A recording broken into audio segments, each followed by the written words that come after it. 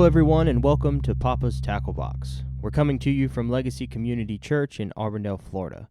Papa's Tackle Box is a podcast designed to make you better fishers. Each week, we sit down with Papa as he pulls things out of his tackle box to share with all of us. We're very excited for this week's episode, so without further ado, you are listening to Papa's Tackle Box, and here's Papa.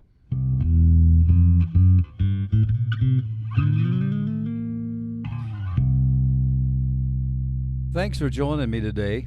For you that don't know this about me, I do love to fish.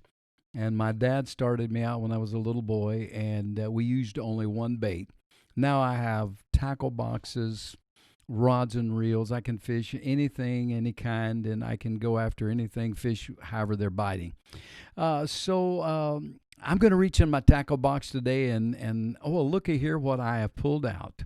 I have pulled out two young men with me today, Will and Matt. Will has been with me since he's about 6 years old. He is now currently our youth pastor. He is getting ready to graduate from Southeastern with a master's degree in theology. Matt, I met him the day he was born. He's my oldest grandson. And he is getting also ready to graduate from Southeastern in practical ministry. Guys, say hi to everybody. Hey, Papa, glad to be here with you. Hey, Papa, thanks for having us on. Well, it's really good to have you guys here. I want to, since we're in a crisis according to the news, I have some questions that I'd like to ask the both of you, and would like your opinion how you would answer these. First question I have is, how has this COVID-19 or the coronavirus affected your everyday life? Well, to keep my answer short, I'm about to get married, and for the past 4 years of my life, it's been nonstop school, getting a bachelor's degree in youth and family ministry, and then working on a master's, and I'm writing a thesis and all this crazy stuff, plus trying to plan a marriage and a wedding and everything, and our honeymoon just got recently canceled, so now I'm trying to refigure out all of that. So it's been crazy hectic, and I haven't been home much. So for a lot of people, to where this virus is really a bad thing, for me, it's actually been somewhat of a refreshment, I think I could say, because I've been home more. I've gotten to spend more time with family. Because everybody's working from home. I'm working from home. My sister's working from home. Mom's working from home. So we're all at the house all day with the dogs, just hanging out, watching TV, doing work. So for me, it's actually been refreshing. Well, Will, I'm glad you have had a great time. For me, it's been extremely difficult because I am very much a person who loves to be on the go. I hate sitting at my house. I hate sitting there and just doing nothing. And so it's been a real struggle for me to try and keep myself entertained, trying to keep myself motivated to do work. And like many other students across America, whether they're in elementary, middle school, high school, or college, as a college senior about to graduate, my classes are still going on. And the classes I'm in were moved into an online setting, which is really bad for me because I struggle doing online stuff. So it's been a very difficult transition. But on the beauty side of it, there is some positive news. I have been with my family a lot more, and that's been something that I've missed because being in college, working at the college, and doing stuff here at Legacy Community Church, there are just times where I'm not there for every meal, or I might be leaving early in the morning and not getting home until late at night. So it's been really nice just spending time with my family and being able to watch a movie and eat dinner with them and just relax and enjoy the day. That's, when you're talking about your lives, so, hey, let's bring it a little even, let's expand that from just your lives, how it's affected your lives. How do you think this virus has affected our society? We are people of habit, and so for a lot of us to have to wake up in the morning and not do what we're used to doing is weird, right? Just like Matt said, he doesn't know how to just sit at home. And for me, just sitting at home is very difficult as well.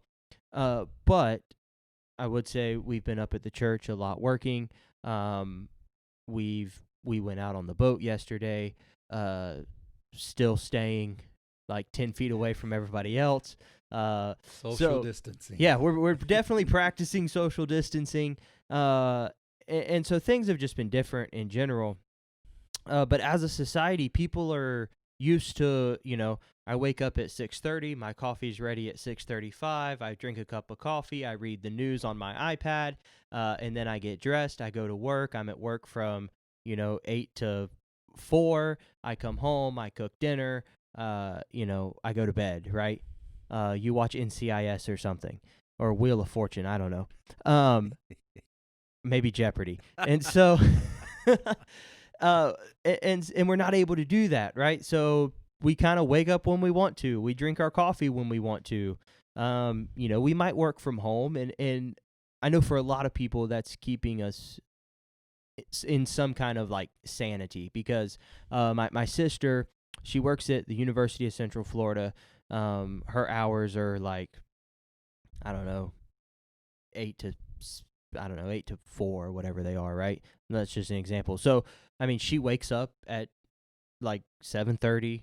She, lets the dogs out, feeds the dogs, gets a cup of coffee, and then gets on her computer. And she's working from 7 to 8. Even though it's from the house, she is still working. And I think that's helped a lot of people. But still, we're not able to go and be and do what we're used to doing. And so I think as a society, it's greatly affected just how we live our life.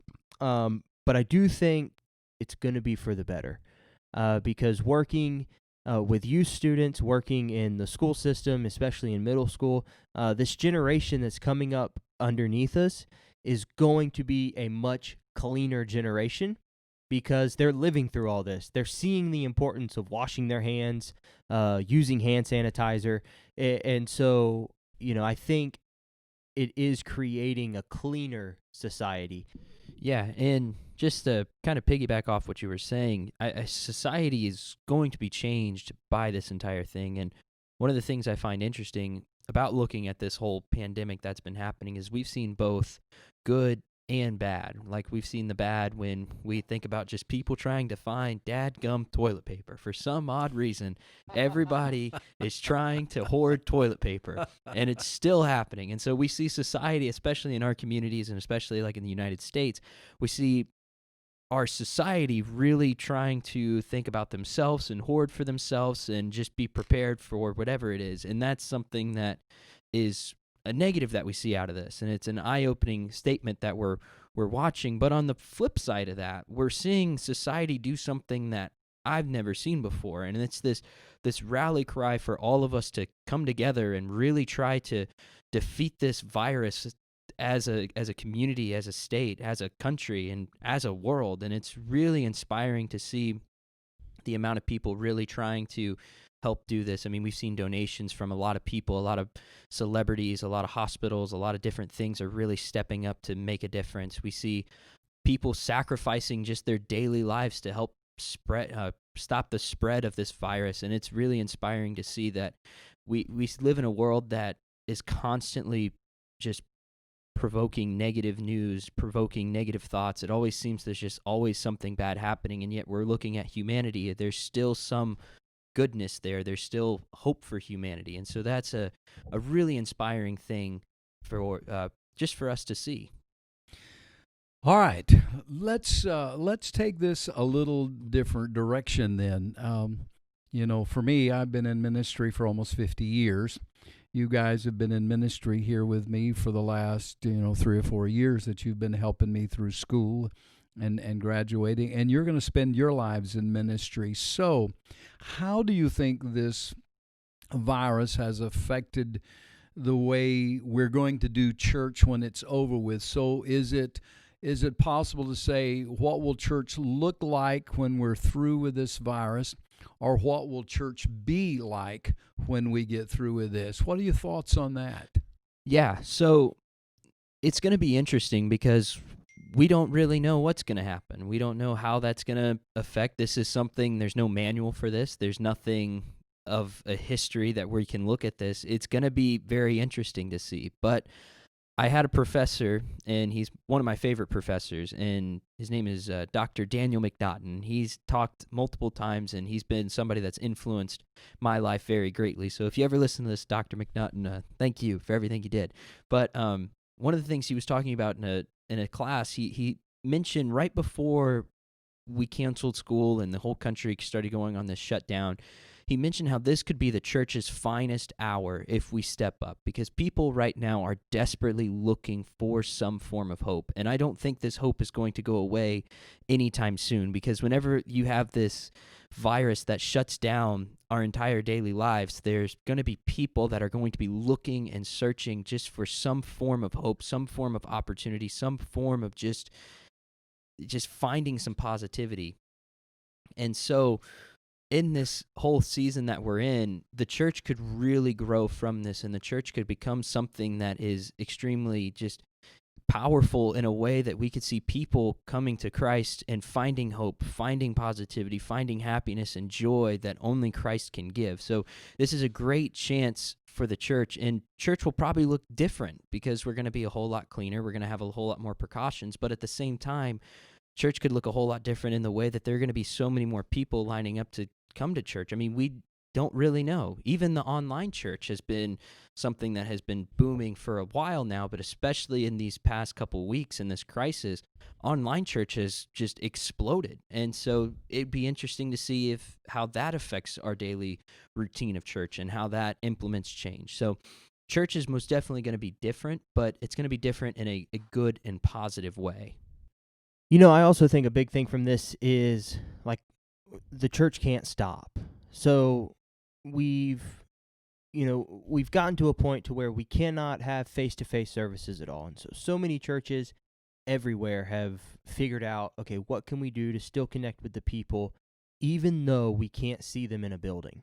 And when I think about that, I think of, why is it taking us until now to do this for so many churches? Because there's so many people every week that we don't see on a Sunday morning, but yet we can see, or we can reach, or have an impact on, out there in the internet world, right? And so a good thing that has come from this is churches have really figured out a way of how to get their material, their sermons, their messages, their worship out on a platform to where hundreds of thousands of people can view it easily and for free.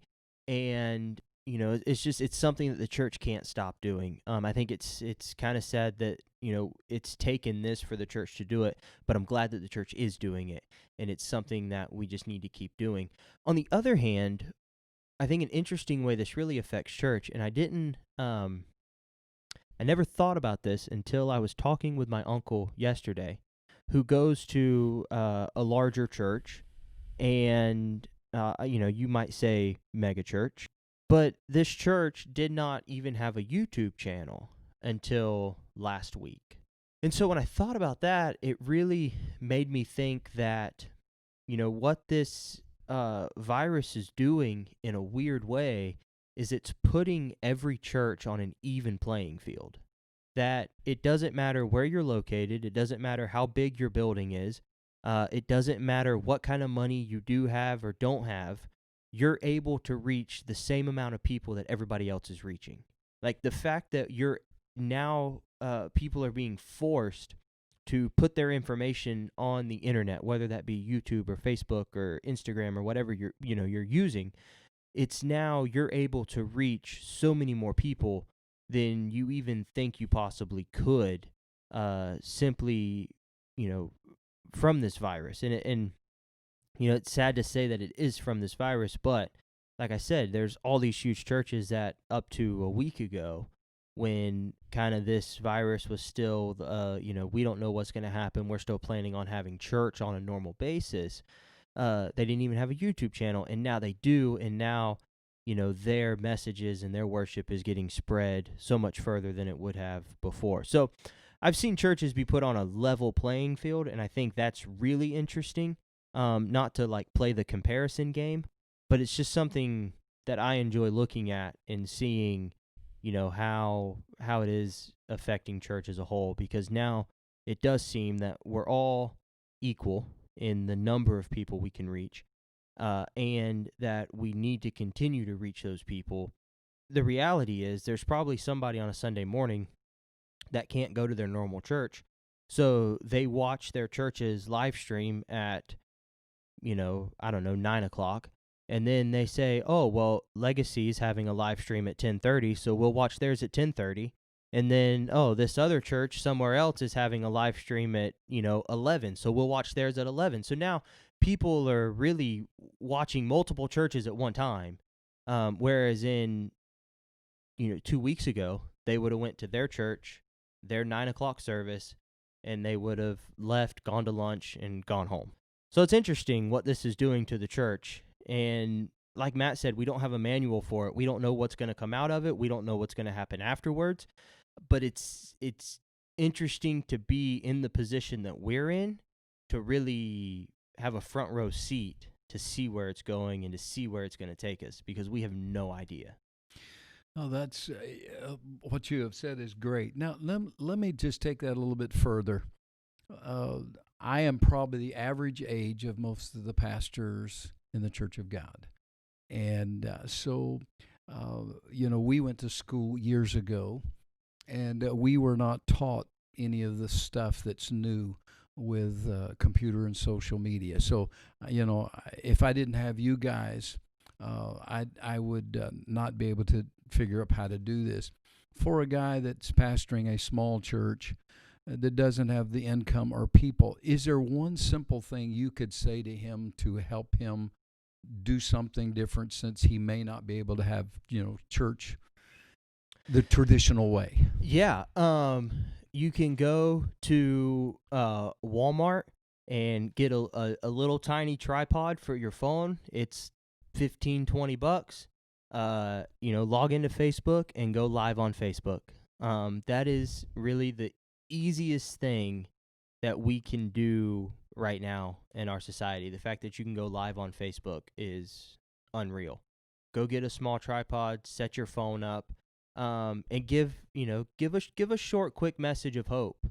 I don't want to tell you how to preach. You can preach however you'd like to, but we are seeing that people enjoy kind of short, sweet, to the point.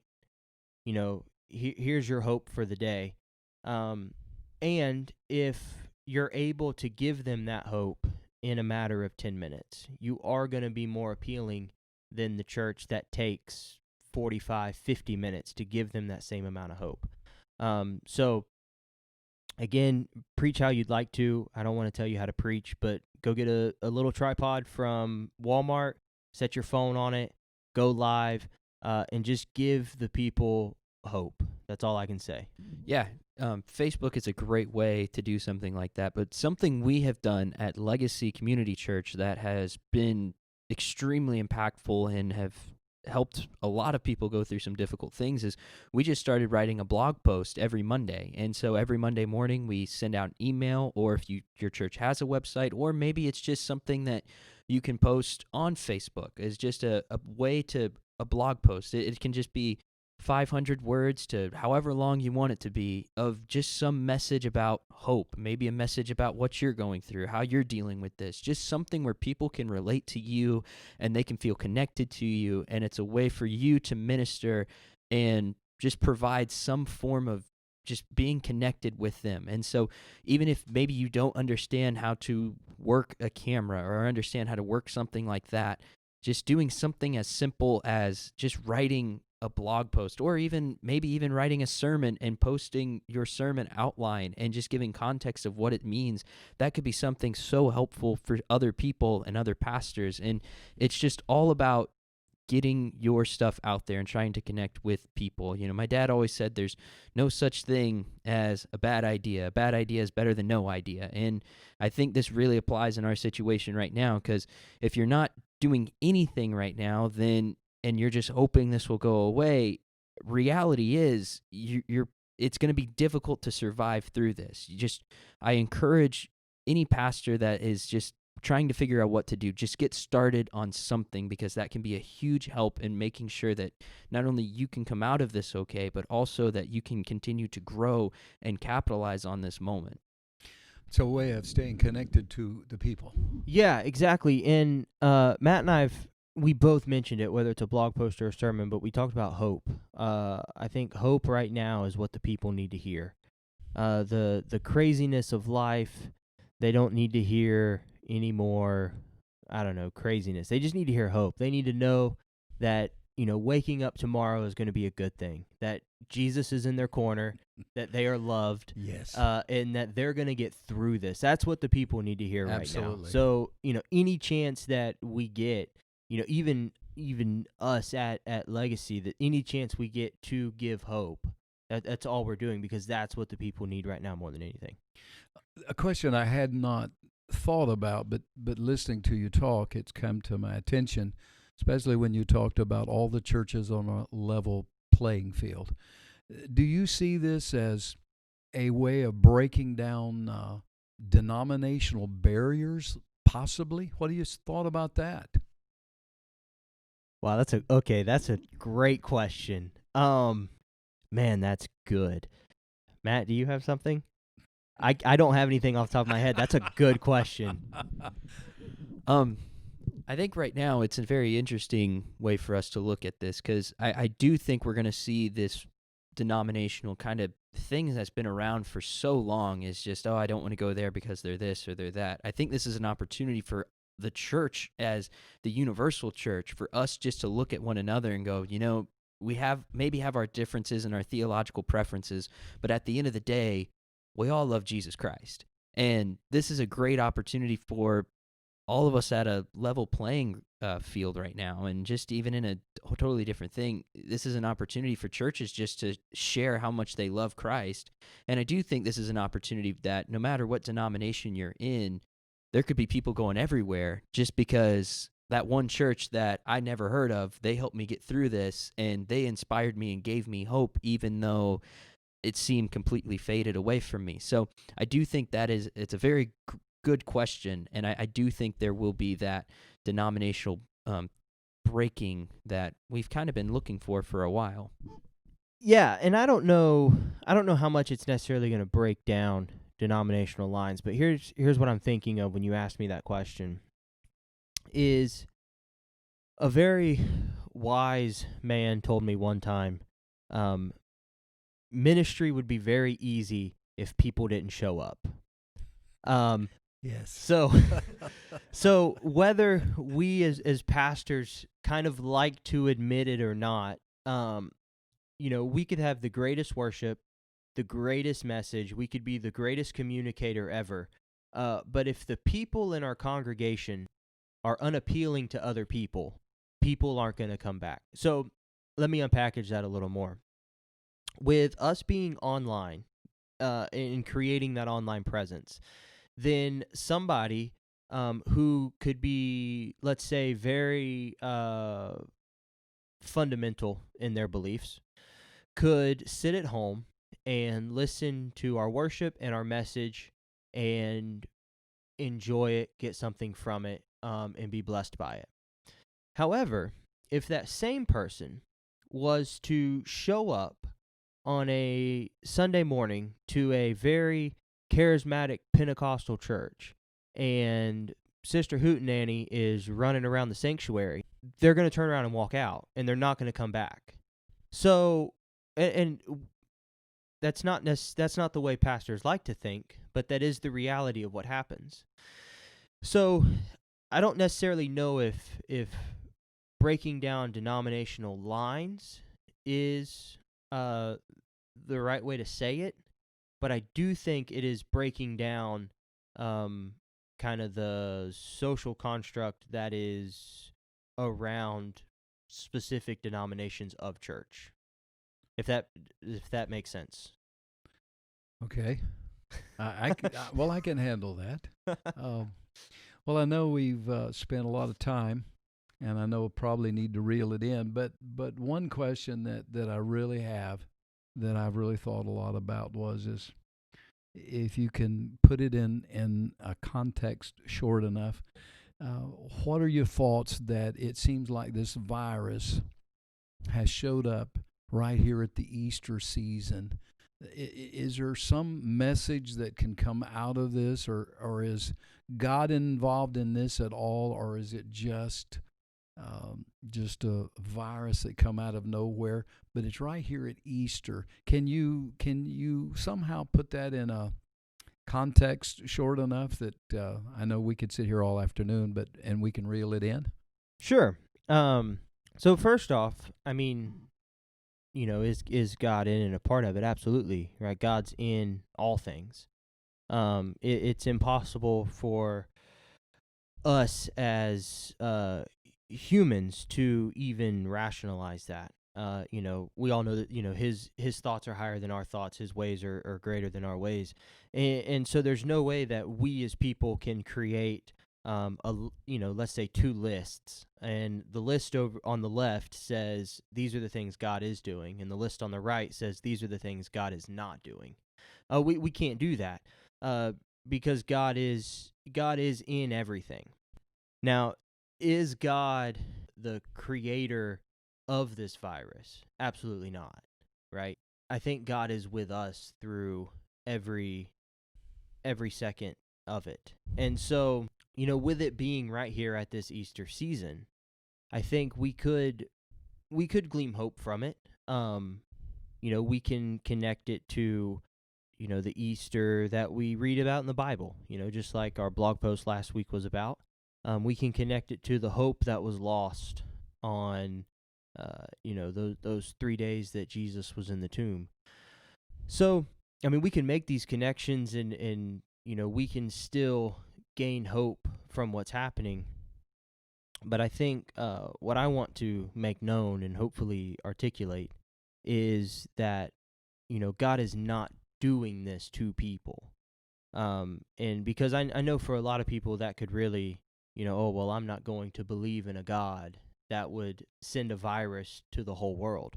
God's not sending this virus to the whole world, right? God has nothing to do with evil. Evil is outside of God's scope, outside of God's ability.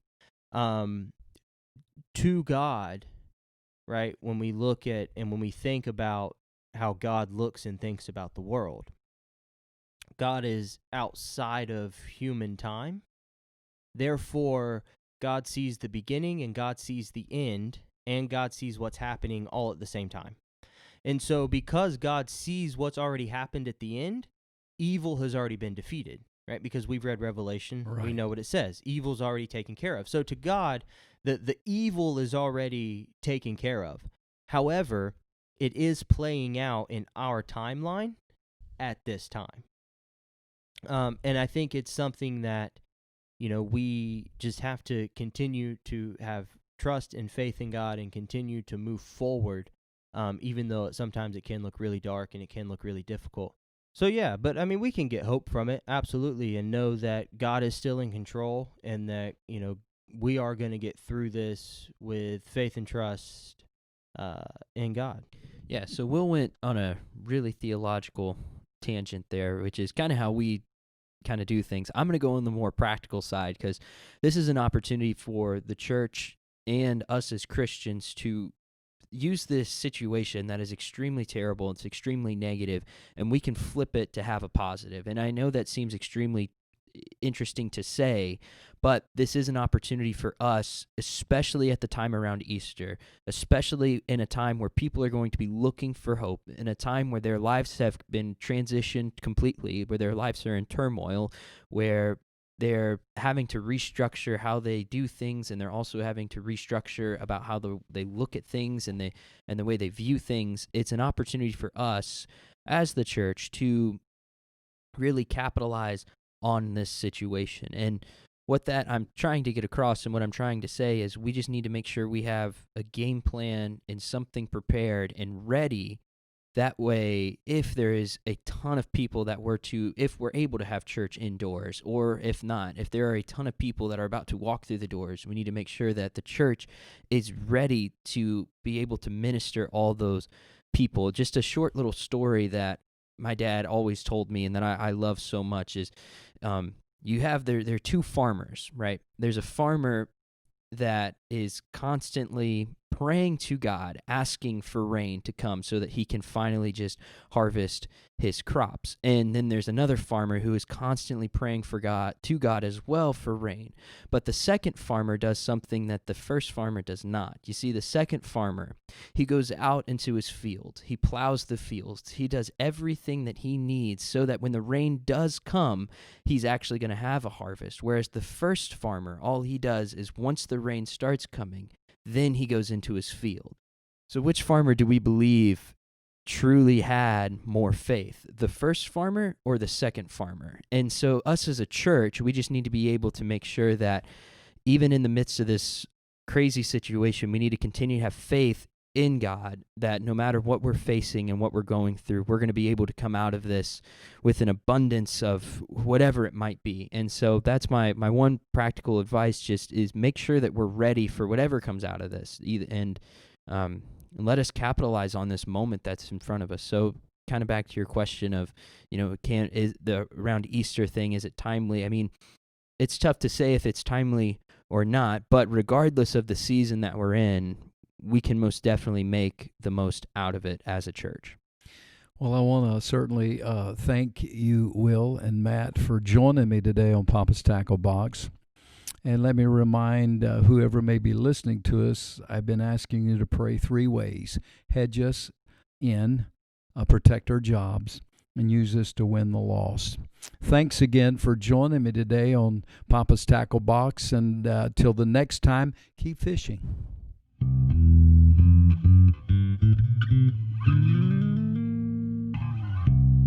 Hey, thank you for listening to Papa's Tackle Box. Don't forget to follow us on Facebook at Legacy Community Church, on Instagram at Legacy Church FL.